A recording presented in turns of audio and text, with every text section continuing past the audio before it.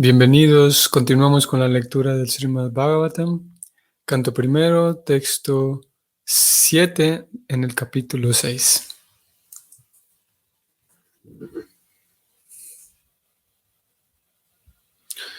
Om Namo Bhagavate Vasudevaya. Om Namo Bhagavate Vasudevaya. Om Namo Bhagavate Vasudevaya.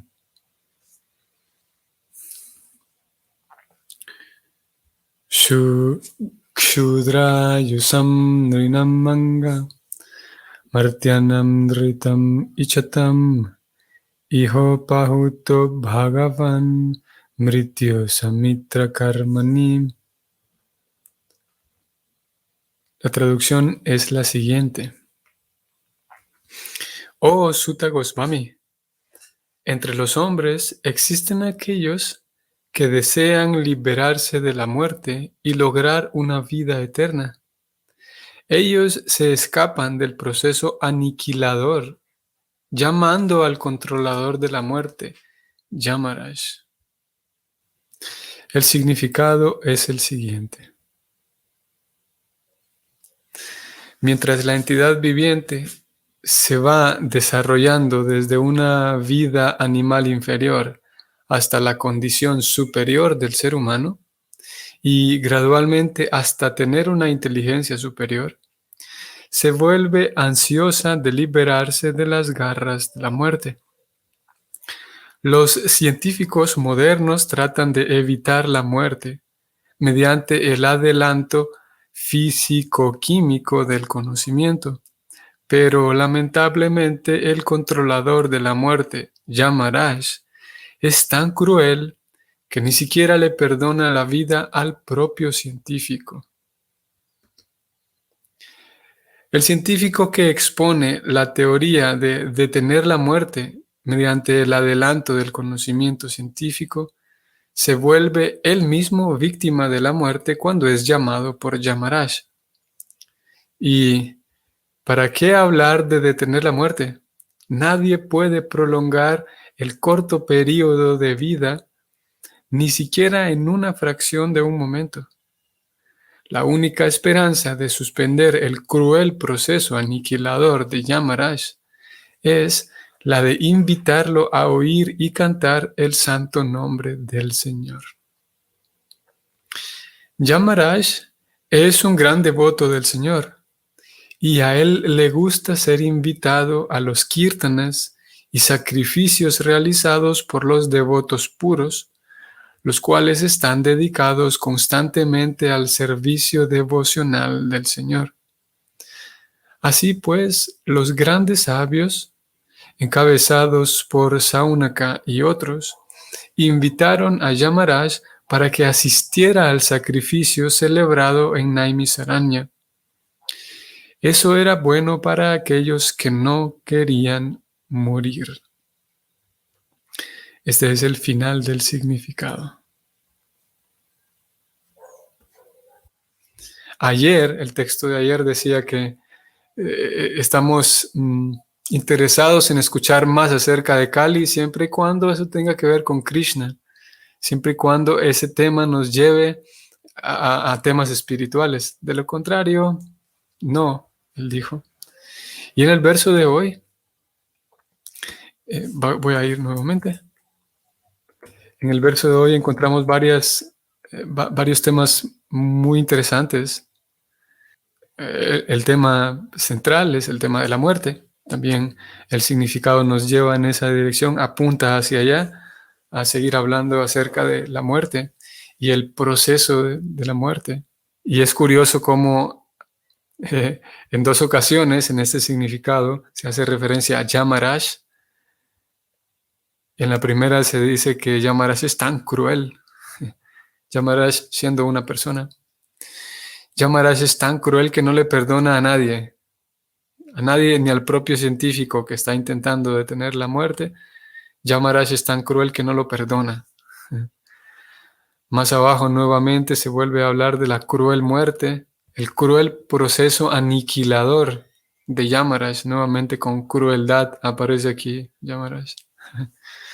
Pero si ustedes prestaron atención un poco más abajo, enseguida en la siguiente línea, el significado dice que Yamaraj en realidad es un gran devoto del Señor.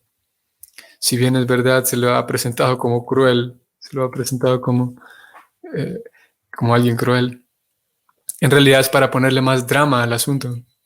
Pero lo cierto es, como se dijo al final, y como lo vinimos leyendo desde el capítulo anterior, que Yamaraj no solamente que es un gran devoto del Señor, como aquí se afirmó, sino en otros momentos, Prabhupada ha descrito que, y el Bhagavatam mismo, más hacia adelante en el canto séptimo, se describe como dentro de toda la línea de sucesión discipular, se describe que hay 12 grandes autoridades devocionales. Algunos de ustedes sabrán de este tema. Y se los conoce como los 12 Mahayanas. Y esos Mahayanas, ellos tienen una comprensión tan pura y tan perfecta que todos los demás miembros en la cadena de sucesión discipular siempre toman referencia en estos 12 principales Mahayanas, son los 12 principales Vaishnavas, entre los cuales encontramos a Yamaraj, encontramos también ahí a Narada Muni, Sukadeva Goswami, el señor Brahman, y también encontramos a Yamaraj como una de las grandes autoridades. Así que si bien es verdad, se lo ha puesto aquí como algo cruel, no es alguien cruel, sino un gran devoto, como el mismo significado lo decía. El gran Vidura es Yamaraj, ¿verdad? Sí, sí, sí. Es una pregunta de Jesús Matilde. Sí, Vidura, para hacer un paréntesis ahí, para responder ahí la pregunta, es que Yamaraj estaba ejecutando su servicio para Krishna y él cuando se entera, Yamaraj, cuando se entera que Krishna va a descender a la tierra para hacer sus pasatiempos aquí en la tierra, entonces él decide también acompañarlo a Krishna y aparecer, vivir unos años en la tierra también para aprovechar la compañía de Krishna, ya que él vino junto con sus devotos. Y ese Yamaraj, cuando aparece en el elenco junto con Krishna en la tierra, es llamado Vidura, es el nombre del personaje que él desenvuelve, Vidura, mientras que alguien más se hace cargo de su puesto, es ese rol y ese puesto, que el puesto en sí es llamado Yamaraj, no es el nombre de la persona, sino más bien del cargo. Y cuando Krishna partió, los Pandavas también, Vidura también partió, entonces él volvió a su cargo llamado Yamaraj. Es así como lo describen las escrituras. Bueno, entonces decía que es curioso cómo la cosmovisión que presenta el Bhakti es que tanto en este caso acabamos de hablar de la muerte y la persona encargada de la muerte, que es Yamaraj, tanto él como la persona encargada de la destrucción, que es el señor Shiva. Algunos de ustedes sabrán del tema, como el señor Shiva es encargado de la destrucción y de la modalidad de ignorancia y por lo tanto, de muchas cosas oscuras, podemos decir. Ellos dos. Y por último, también la energía material. También encontramos aquí a Maya, esa energía que es una energía de Krishna, que es la energía ilusoria en el mundo material, que es la que causa la confusión en la entidad viviente, y es esa energía maya la que crea en los seres vivientes al momento del alma entrar al mundo material, gracias a la configuración y al algoritmo de esta energía llamada maya. Entonces el ser viviente tiene la sensación de estar separado de Krishna y tiene la sensación de que las cosas existen separadas de Dios, pero en realidad todo es Dios, porque todo emana de Dios y él mismo, la misma alma, es parte de Krishna, inseparable de Krishna, pero gracias a la confusión de Maya, entonces el alma identifica una separación. Pero estos tres personajes, entonces, tanto Maya, esta última, como el señor Shiva y como Yamaraj, los tres pudieran ser vistos como personajes contrarios a Dios, ¿no? Así como el concepto de el demonio o el diablo dentro de la teología cristiana, que a veces da la impresión de que él está peleando con Dios a ver quién gana. Entonces Dios está preocupado porque el otro le va a ganar más almas y el otro está tratando de ganarle almas a Dios, etc. En este caso la visión es diferente. Esos tres personajes, uno encargado de la muerte, el otro encargado de la oscuridad y la tercera, que es Maya, encargada de la confusión. Estas tres personas son sirvientes muy íntimos de Dios y ejecutan su servicio a forma de servir a Dios. Es algo, como digo, diferente, una teología diferente, en la cual todo está al servicio de Dios y todo está relacionado con Dios y todo está subordinado a Dios. Y mismo el proceso, sí, el proceso mismo de la muerte es, si bien es verdad, como en este caso así de manera dramática se le puso o se le llamó de la cruel muerte o el cruel Yamaraj, mismo que en ocasiones es cruel, en realidad forma parte de la misericordia del Señor. Y no hay ningún ser, ninguna entidad que esté peleando con Dios, que esté tratando de ganarle la batalla a Dios. Al menos es así como lo presenta el Bhakti, la teología del Bhakti. Sino todas aquellas, incluso el encargado de la muerte, está haciendo eso a forma de servir a Dios y es un fiel sirviente de Dios, así como el señor Shiva y así como Maya Devi, los tres. De hecho, Krishna en la Gita 7.14 le dice a Arjuna que la energía material es mi energía divina, le dice Krishna a Arjuna. O sea, todo lo que nos rodea es divino en realidad. Y todo depende de cuánta limpieza hay en el corazón, cuánta pureza hay en el corazón del observador y si hay suficiente claridad espiritual, entonces se podrá dar cuenta que todo lo que nos rodea es divino ya. En palabras de Krishna, él dice que Dai Vihi esa guna maji en sánscrito. Mama Maya, él dice mi Maya, Mama Maya durate allá. Krishna dice que la energía material es mi energía divina, pero es difícil de superar, es difícil de desenredar todo el mecanismo de Mahamaya para una persona que no tiene conocimiento espiritual. Sin embargo, para alguien que tiene conocimiento espiritual, por tener conocimiento espiritual, entonces se entrega a Dios, se vuelve independiente de Dios, le entrega sus planes, su vida y todo a Dios, y entonces se vuelve fácil superar a Maya, Krishna dice. En ese momento se vuelve fácil superar a Maya. Ok, algo más que quisiera mencionar aquí, vamos a resaltarlo, y esto lo encontramos en el significado, en estas primeras 3-4 líneas. Voy a leerlo textualmente, dice así. Mientras la entidad viviente se va desarrollando desde una vida animal inferior hasta la condición superior del ser humano, y gradualmente hasta tener una inteligencia superior, se vuelve ansiosa de librarse de las garras de la muerte.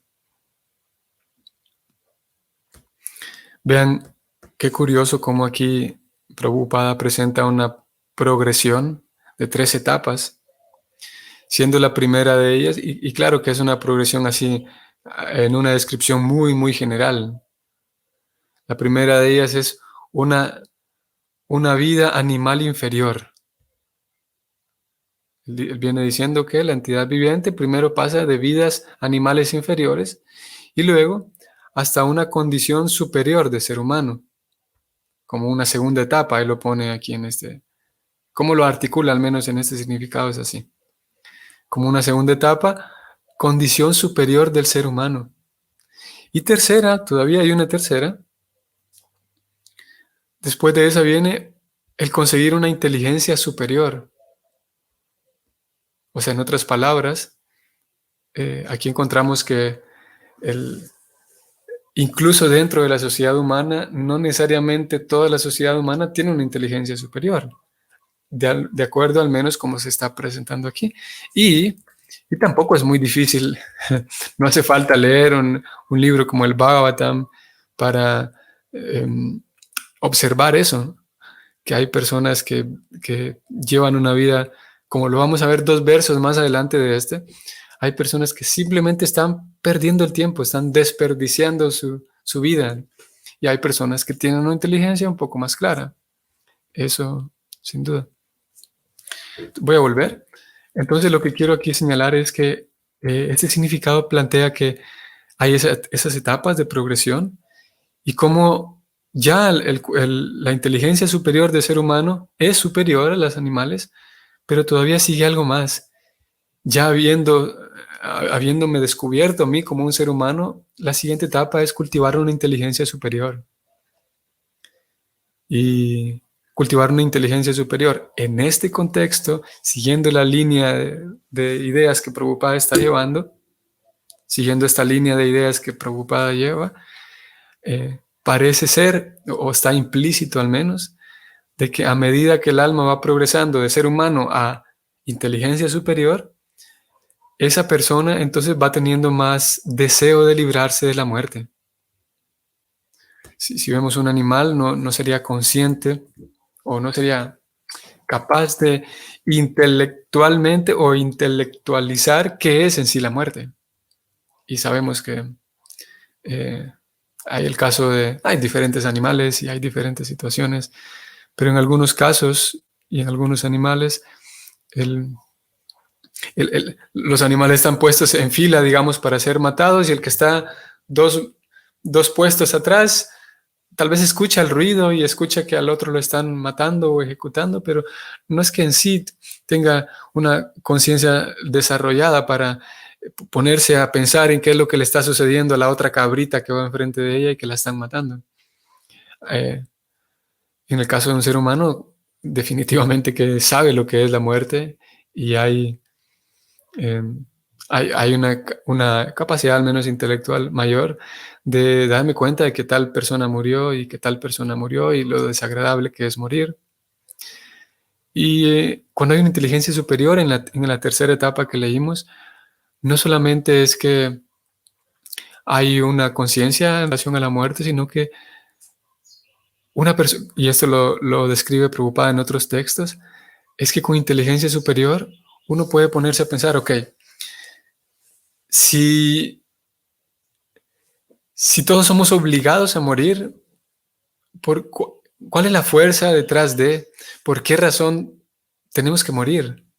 Es, de acuerdo, como digo, con Prabhupada en otros textos, inteligencia superior se refiere a una persona que indaga y se pregunta por qué razón tenemos que morir. Vamos a decirlo de otra manera. Supongamos que estamos en una fila para entrar a algún lugar, al banco o a algún lugar, en el súper. Y sucede que estoy aquí un tanto descuidado o distraído, mejor dicho. Entonces una persona se para enfrente de mí o enfrente de dos personas adelante, se mete en la fila. Y el gesto natural es protestar. Es protestar porque aquí todos tenemos ¿cómo se llama? Un contrato social de que el que llega después se pone al final de la fila, ¿no? Entonces, lo natural sí, lo natural es que pedirle a la persona que se ponga en el lado de atrás, a donde le corresponde. Porque, como digo, siempre que observamos algo que es injusto, algo que se me impone y que es injusto, lo natural es reaccionar. Reaccionar a que se aplique lo justo en ese momento. Entonces, ¿por qué razón reaccionamos, en este caso de una persona que se mete en la fila? Y hay muchos otros casos, podemos ya dentro del banco incluso, supongamos que pasamos la fila, entramos y vamos a hacer una diligencia, y si sucede que el cajero o la persona que nos atiende tiene un mal trato hacia nosotros y tiene un trato descortés, qué sé yo, puede ser que nosotros protestemos o puede ser que nos sintamos no tan agradados y al día siguiente o a la siguiente transacción prefiramos ir a otra sucursal y no regresar allí. El punto aquí es que siempre que hay algo se nos impone, siempre que hay algo que nos perturba, lo natural es evitar eso. Lo natural es, y si es posible, corregirlo. Entonces la pregunta natural sería, ¿por qué razón si no nos gusta ser perturbados en la fila, si no nos gusta ser maltratados por el cajero en el banco? Similarmente, a nadie le gusta tener que enfrentarse a la muerte. En realidad, a nadie le es grato, al menos dentro de una cabeza que esté sana. A nadie le es grato. Obviamente hay personas que están dispuestas a morir ahorita mismo, pero en una cabeza que esté sana, en una persona que esté en sus cabales, nadie quiere morir. Y si así mismo como no me es grato que alguien se meta en la fila, así mismo no me es grato la muerte. Pero ¿por qué razón no tengo a nadie a quien protestarle? ¿Por qué razón no puedo detener? Si puedo detener que alguien se metió en la fila y corregir eso, pero ¿por qué no puedo detener el hecho de que voy a morir? ¿Por qué no puedo corregir, digamos, si no me gusta? ¿Por qué tengo que ser obligado a morir? Es la línea de racionamiento, de raciocinio que Prabhupada hace en relación a la muerte. ¿Por qué razón somos obligados a morir? Tiene que haber una forma para evitar, si hay tantas maneras para evitar lo que no nos gusta, tiene que haber una manera para evitar el morir. Y Prabhupada también va a hablar de ello en el siguiente verso. Y lo cierto es que sí hay una forma para no morir. Aquí lo leímos un par de pistas en este significado. Estoy yendo a la página nuevamente. Y porque el significado mismo termina con una línea bastante interesante. Y la línea dice que parece ser que hay personas que no quieren morir y que saben cómo hacerlo. Y como digo, en el siguiente verso se va a hablar más del tema. Sin embargo, aquí se nos dio unas pistas, y es que esa persona llamada Yamaraj, que es el encargado de la muerte, que aparte es un gran devoto del Señor, aquí en este significado Prabhupada señaló que hay una esperanza de suspender el cruel proceso aniquilador de la muerte, que es de Yamaraj, y eso es invitarlo a oír y cantar el santo nombre del Señor. Parece ser entonces que sí, es como un tipo de, un tipo de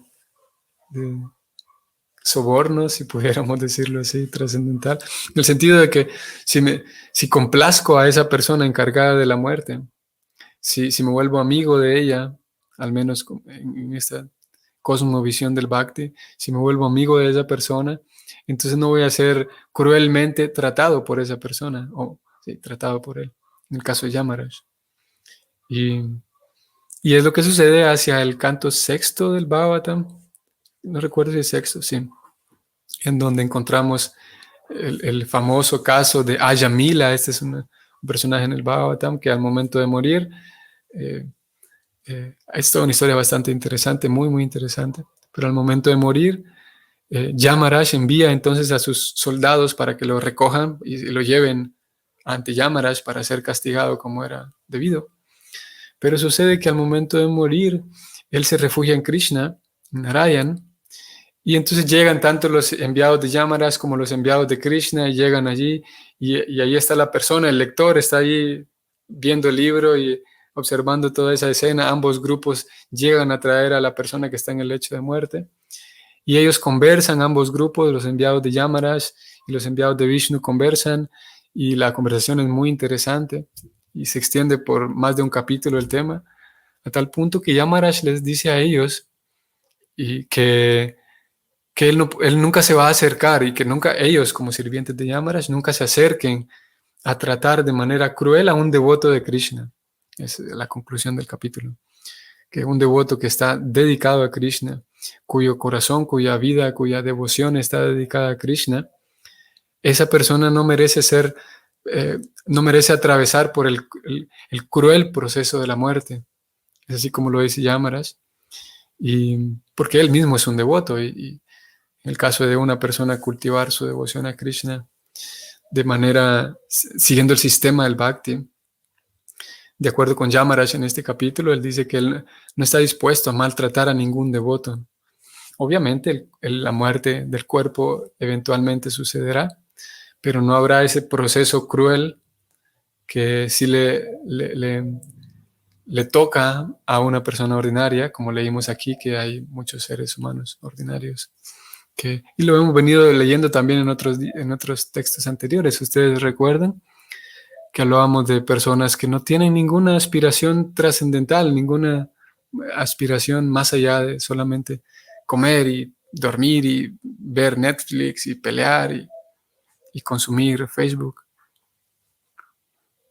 Voy a leer esta pregunta de Jesús Matilde. En el cristianismo se presenta a Satanás como la contraparte de Dios y como que él nos quiere tentar y alejar de Dios. ¿Con quién se le puede comparar a Satanás en el conocimiento védico? Es una pregunta que me parece interesante y que es una pregunta natural en el sentido de que ya que nosotros, nuestro caso como occidentales es interesante porque tenemos ahí dos mundos, digamos, dos cosmovisiones mezclándose. Una es la cosmovisión cristiana y otra es la cosmovisión Vaishnava que ahora estamos recibiendo. Entonces es natural que intentemos hacer equivalencias y los semidioses y los santos son lo mismo, y etcétera. Como en este caso la pregunta de Satanás y a quién, qué personaje se corresponde a Satanás. Lo cierto es que no necesariamente cada personaje tiene que no es que cada cosmovisión tiene los mismos personajes con otros nombres. En el caso, como digo, de la concepción Vaishnava es diferente. No hay ninguna entidad que intenta separarnos de Dios dentro del marco Vaishnava. Lo que sí hay es una, una configuración divina que fue hecha por Krishna. Esa configuración divina se llama Maya y esa Maya lo que hace es diseñar diferentes placeres para el deseo que ya está en la entidad viviente. En realidad, Maya en un sentido es muy misericordiosa y gentil con cada alma, porque lo que hace es diseñar placeres para los deseos que las almas tenemos. Y Maya es una sirviente de Krishna y no hay ningún personaje que intenta separarnos de Dios. Lo que sí hay, como digo, son muchos deseos en el corazón. La responsabilidad en este caso cae en el alma individual, en la persona. Y cada vez que hay una separación de Dios, esa separación se debe a los deseos que pueda tener la persona. Y si hay deseos de hacer, de disfrutar, de experimentar, todos esos deseos, la configuración divina que es Maya la va a ir supliendo. Y el alma se va a estar ocupada en suplir y en satisfacer todos esos deseos. Mientras tanto, entonces se distrae de su conexión con Dios. Pero no hay una persona así haciendo planes y esquemas para apartar a las personas de Dios, afortunadamente. Por el contrario, hay muchas personas intentando que volteemos nuestra mirada a Dios. Muy bien. Sí, es nuestra mentalidad demoníaca, que tampoco es que sea nuestra, pero bueno, voy a leer el comentario de Carolina porque es su comentario de ella. Saludos, Carolina. Nuestra mentalidad demoníaca. Sí, que no es nuestra después de todo. El Upadeshambrita señala que uno puede aprender que uno, a través del progreso y el estudio, uno va aprendiendo qué es mi propiedad y qué no es mi propiedad como alma. Así que la lujuria, las cualidades demoníacas en sí están sobre nosotros y no necesariamente son nuestras. Claro, como una expresión cotidiana decimos eso, nuestra lujuria, nuestros deseos. Pero lo cierto es que la mente tiene cierta configuración también y con mucha frecuencia, debido a que hemos pasado vidas y vidas enteras previas, acostumbradas a satisfacer deseos y experiencias y sensaciones, entonces la mente adquiere cierta tendencia, ¿no? Y a veces ciertas tendencias que adquiere la mente son tendencias que nos dañan a nosotros mismos. Por esa razón se habla de mentalidad demoníaca, como aquí lo escribe Carolina. Demoníaca en el sentido de que a veces nuestra propia mente, nuestra propia mente, tiene gustos y aspiraciones y planes y hábitos que nos dañan a nosotros mismos y dañan a otros. A veces es muy claro, a veces es muy evidente que me estoy dañando y estoy dañando a otros con esto.